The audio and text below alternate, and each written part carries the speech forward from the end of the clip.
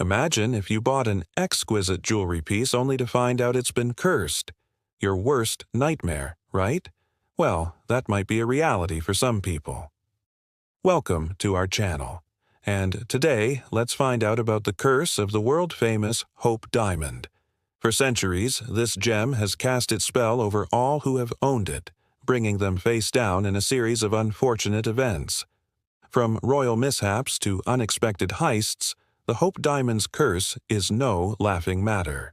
Get ready to be dazzled by the captivating allure of this infamous jewel while uncovering the truth behind the curse that continues to haunt it. It's time to unravel the mystery of the Hope Diamond. In 1631, a French merchant named Jean-Baptiste Tavernier embarked on a journey to India in search of precious stones. His quest led him to the renowned diamond mines of Golconda, where he discovered a colossal 112-carat rough diamond. Realizing the immense value of his find, Tavernier carefully transported the diamond back to France, where he presented it to King Louis XIV as a gift. The king was immediately captivated by the stone's stunning beauty. However, it wasn't long before trouble began brewing. Soon after the diamond was placed in the French crown jewels, France plunged into a series of unfortunate events. Wars, economic crises, and political turmoil became commonplace, plaguing the nation.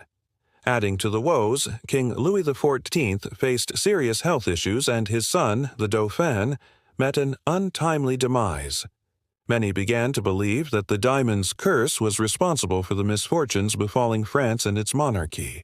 To break the curse, Queen Isabella decided to have the diamond cut into smaller pieces, hoping it would lessen its power. But little did they know this move would only amplify the curse. After the transformation, the diamond lost its deep blue color and turned a paler shade. To compensate for this, the queen ordered that the diamond be set in a necklace, enhancing its brilliance. Ironically, this action would seal the fate of those who wore it. Lady Frances Anne, the wife of the British ambassador to France, had the misfortune of wearing the diamond necklace at a reception. Suddenly, her necklace was snatched by a member of the audience, causing a scandal. While security guards apprehended the thief, the diamond was nowhere to be found. Years passed without a trace of the stolen gem until it resurfaced in London. It was then known as the Wittelsbach diamond and became part of the British royal collection. However, the troubles associated with the diamond followed it to England. Within 2 years of the diamond's arrival, King George II experienced a series of personal tragedies. First, his wife and 5 children died, leaving him devastated. Then his beloved sister, Princess Caroline, perished along with 3 other princesses in a mysterious fire at a London townhouse. These heart-wrenching events led to the sale of the Wittelsbach diamond in 1797. It changed hands several times until it landed in the possession of Thomas Pitt, an affluent English merchant. Tragically, his son, Henry, fell victim to a carriage accident, adding to the diamond's grim reputation. In 1839, Henry's widow, Evelyn, sold the diamond, which eventually made its way to the famous jeweler Pierre Cartier. He purchased it with the intention of presenting it to American socialite Mrs. Edward B. McLean as a wedding gift. Little did he know that this union would only deepen the curse's hold. Mrs. McLean's marriage to Edward soon turned sour, leading to separation and divorce.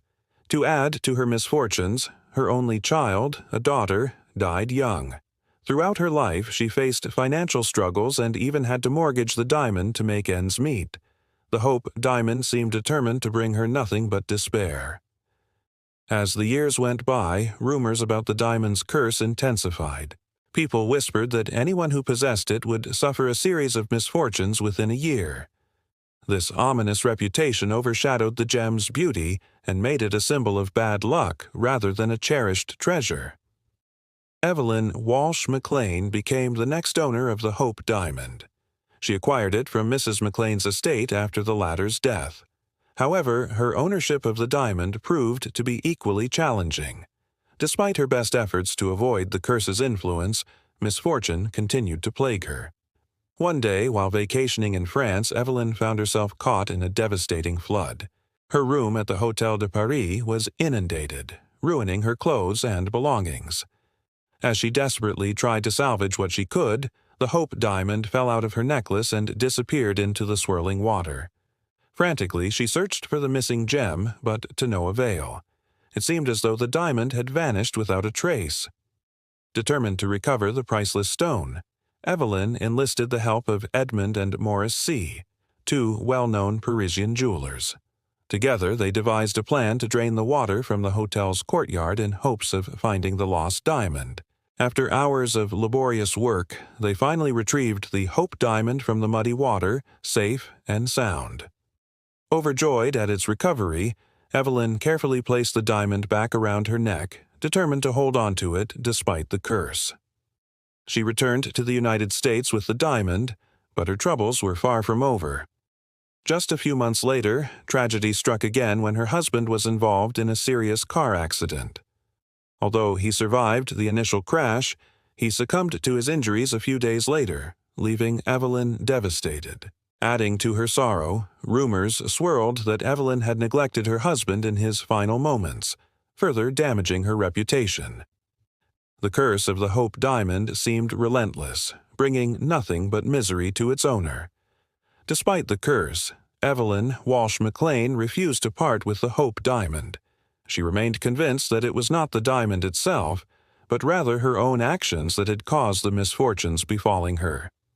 Determined to break the cycle, she reached out to Simon Montefiore, a prominent figure in the world of gems and jewelry. Montefiore was intrigued by the diamond's history and agreed to help Evelyn find a new owner who could care for it properly. Together, they devised a plan to unveil the Hope diamond to the public, hoping to shed light on its fascinating curse and attract a worthy buyer. On April 1948, the Hope diamond made a grand public appearance at the Manhattan showroom of Harry Winston, a renowned jeweler. Thousands of people lined up outside the store to catch a glimpse of the legendary gem. Evelyn Walsh McLean, along with Simon Montefiore and Harry Winston himself, stood proudly before the display case containing the Hope diamond. They shared stories about the diamond's curse, hoping to both fascinate the public and warn potential buyers about its turbulent history. Amongst the crowd was renowned actress and fashion icon Audrey Hepburn, who was immediately captivated by the diamond's beauty. Hepburn, who was filming the classic movie All the Diamonds Are Yours at the time, saw the diamond as a perfect opportunity to own a piece of cinematic history.